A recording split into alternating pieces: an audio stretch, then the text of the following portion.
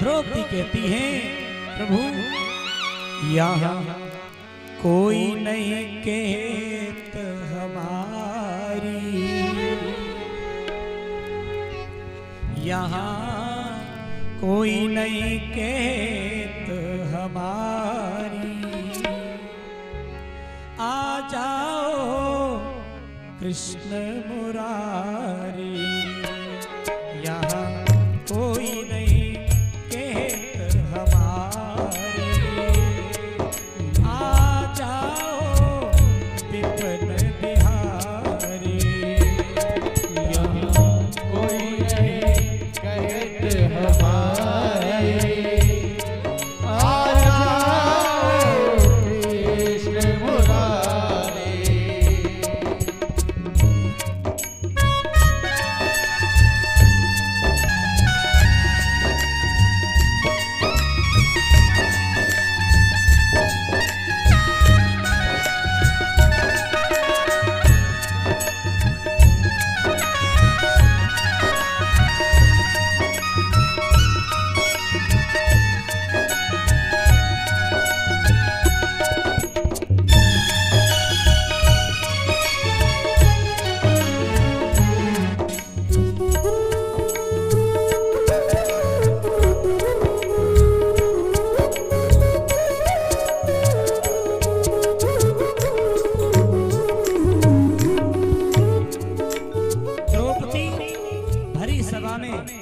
दुर्योधन दुशासन साड़ी खींच रहा है और द्रौपदी रो रही है। पहले तो द्रौपदी आशा करती है कि तुम मेरी लाज बचा लो, पांडव से आशा करती है, लेकिन कोई लाज नहीं बचा पाता है। जब द्रौपदी ने जान लिया कि अब मेरी रक्षा कोई नहीं कर सकता, जब ये जान लिया कि मेरी कोई रक्षा नहीं कर सकता, लाज नहीं बचा सकता, तब अंत में भगवान को याद किया, है ना। यही तो हम और आप करते हैं कि पहले तो संसारियों से, अपने संबंधों से आशा करते हैं कि उससे मेरी रक्षा हो जाए, उससे मेरा संयोग हो जाए, लेकिन दुनिया वाले संबंधी मुसीबत के समय रक्षा नहीं करते। अरे भैया फोन भी नहीं उठाते, बात नहीं करते, कहीं मदद न मांग ले। जब मुसीबत का समय आता है तो रिश्तेदार भी मुख को मोड़ लेते हैं। संसारी तुम्हारा कभी साथ नहीं दे सकते हैं, तुम्हारा यदि साथ देता है तो वो समरिया, वो गोविंद जिनको तुम याद करते हो हृदय से, और जो हृदय से बुलाता है परमात्मा को याद करता है, परमात्मा किसी न किसी रूप में आकर के मदद करता है। तो आज द्रौपदी ने जान लिया कि अब मेरी कोई मदद नहीं कर सकता, मेरी कोई लाज नहीं बचा सकता है, तब कहाँ है हे प्रभु, अब तेरे अलावा इस दुनिया में मेरा कोई नहीं है, मेरी रक्षा करो प्रभु, हे कृष्ण मेरी रक्षा करो।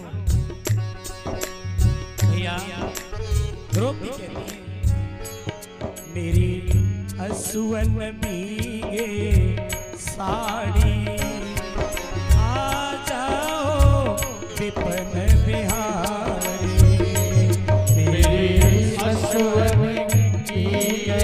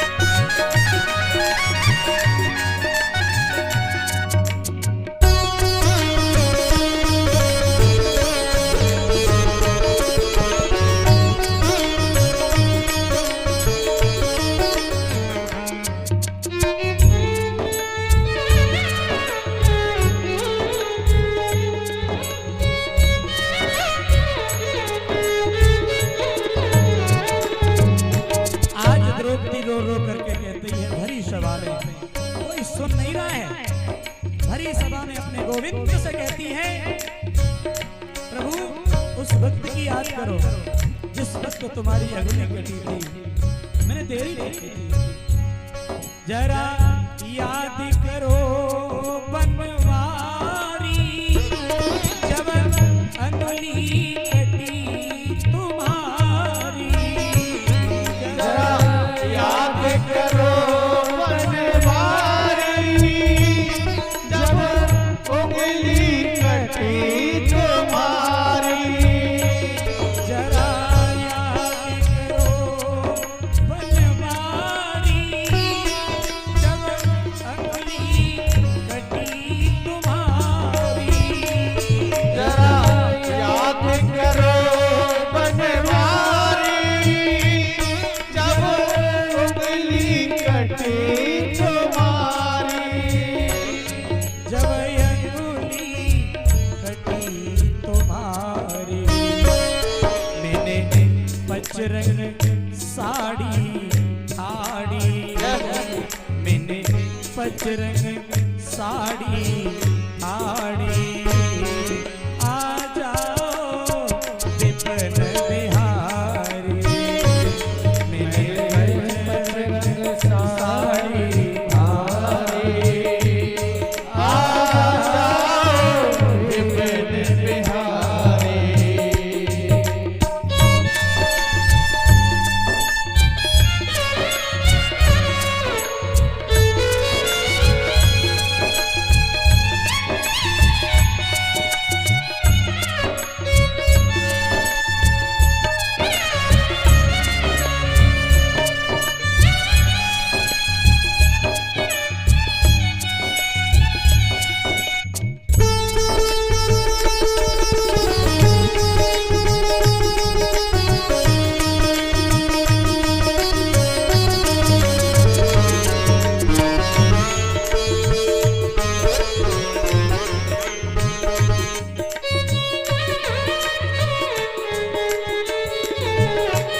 जब भगवान को रो रो करके द्रौपदी बुला रही थी, जैसे ही रो करके भगवान को द्रौपदी ने बुलाया, भगवान के पास आवाज पहुंची कि मेरी भक्त पर संकट है, मेरी बहन पर मुसीबत है, अब मुझे वो बुला रही है तो अब चलना चाहिए।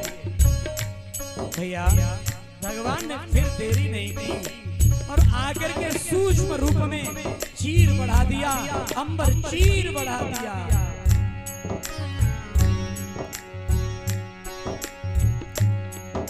अंबर के ढेर लगाए, दुष्टन के मान मिटाए। अंबर के ढेर लगाए, दुष्टन के मान मिटाए। अंबर के ढेर लगाए, दुष्टन के मान मिटाए। अंबर के ढेर लगाए, दुष्टन के मान मिटाए। दुष्टन के मान मिटाए। साड़ी में छुपे बिहारी, साड़ी में छुपे बिहारी। आ गए मेरे विपिन बिहारी, साड़ी में छुपे बिहारी। आ जाओ मेरे विपिन बिहारी।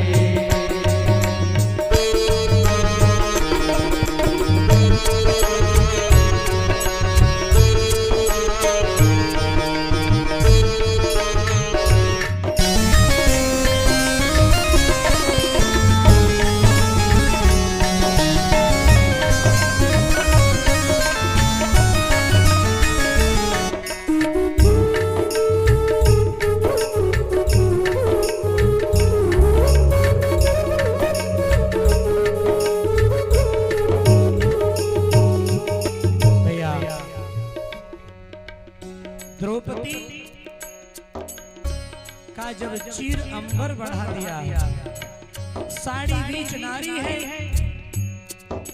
कि नारी की ही साड़ी है, कुछ समझ में नहीं आ रहा कि नारी है कि साड़ी है। दुशासन दुर्योधन चीर खींच खींच के हार गए, अधमरे पड़ गए, लेकिन चीर बढ़ा नहीं पाया, नगन नहीं कर पाया।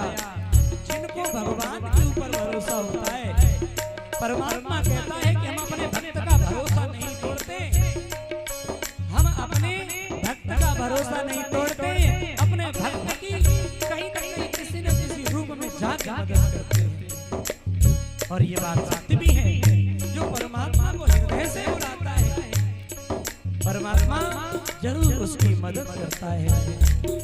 एक बात ध्यान रखना, ये चीर बढ़ने के कारण क्या है पता है? बड़े गौर करके सुनना। एक तो चीर जब अंगुली कटी, जब ससुराल का वध करते समय चक्र सुदर्शन से ठाकुर जी की अंगुली कट गई, तो सब रानियां भागी मरहम पट्टी लेने के लिए। उसी जगह पर द्रौपदी खड़ी थी। द्रौपदी ने देरी नहीं की, अपनी कीमती साड़ी फाड़ी और ठाकुर जी की अंगुली में लपेट दी। भगवान ने कहा कि द्रौपदी, तुमने इतनी कीमती साड़ी क्यों फाड़ी? अरे वो रानियां गई तो थी मरहम पट्टी लेने के लिए। द्रौपदी कहती है, प्रभु तुम्हारे रक्त से कीमती मेरी साड़ी नहीं है।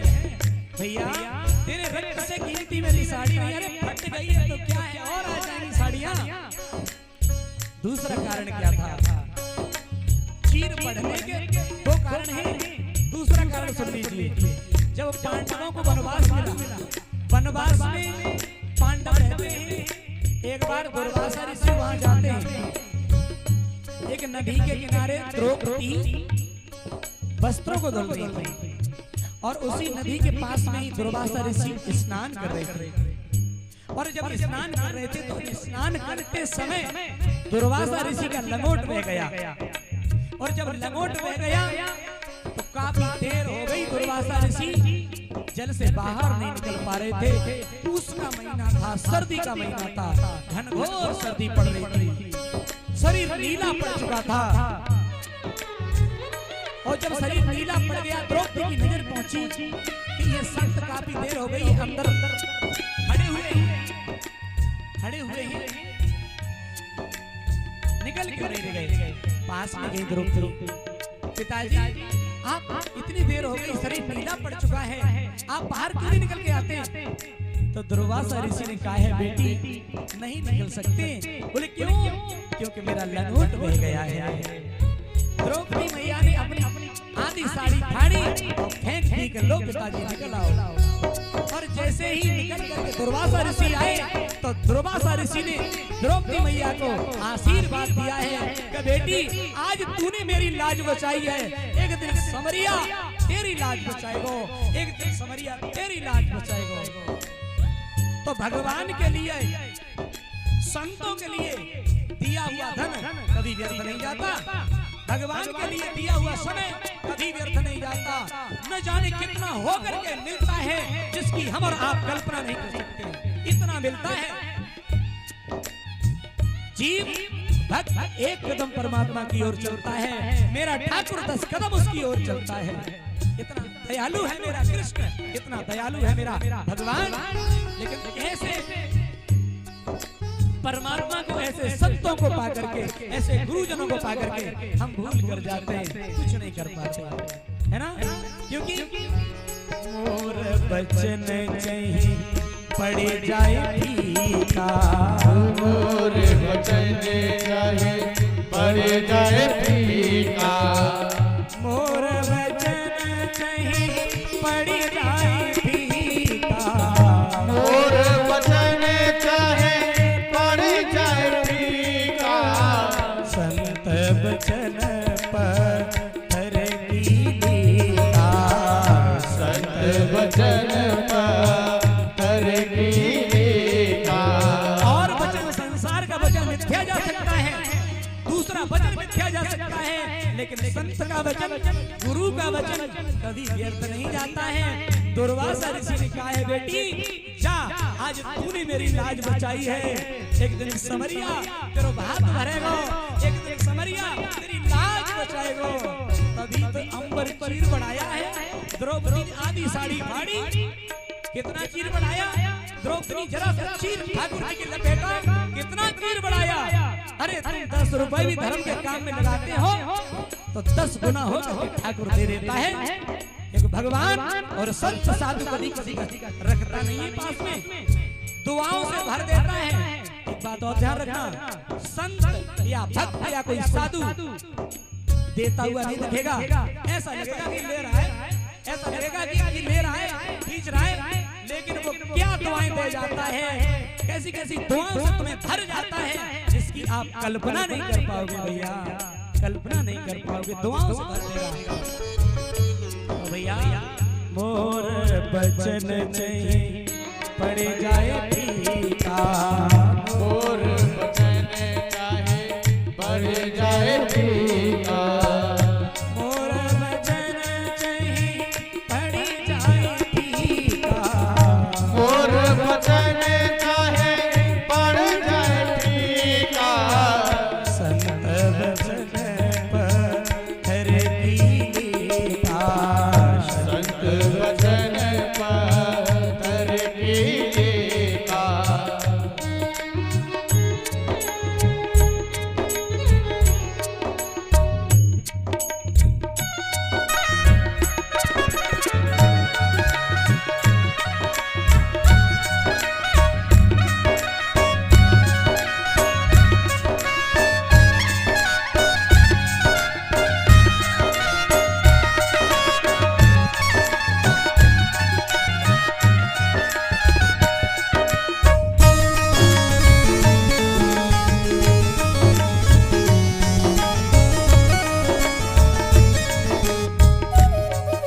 इसलिए द्रौपदी ने आस लगाई।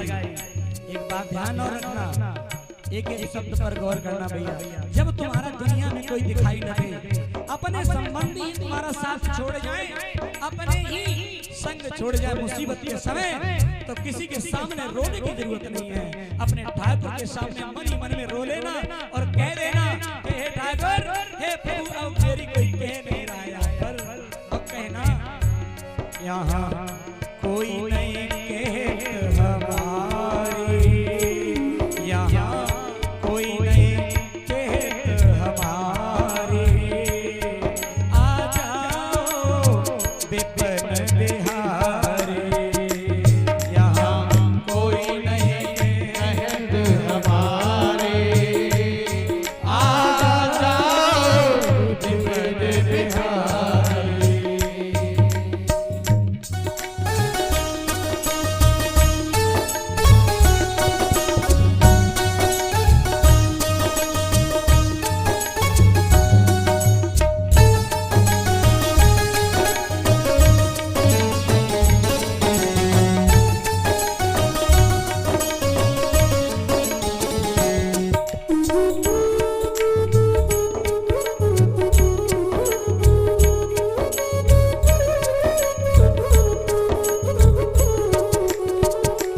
यहाँ कोई नहीं कहत हमारी, आ जाओ विपिन बिहारी, यहाँ कोई नहीं कहत हमारे, आ जाओ कृष्ण मुरारी, आ जाओ विपिन बिहारी, आ जाओ विपिन बिहारी, आ जाओ मदन मुरारी, आ जाओ मदन मुरारी। मेरी असुवन भीगे साड़ी,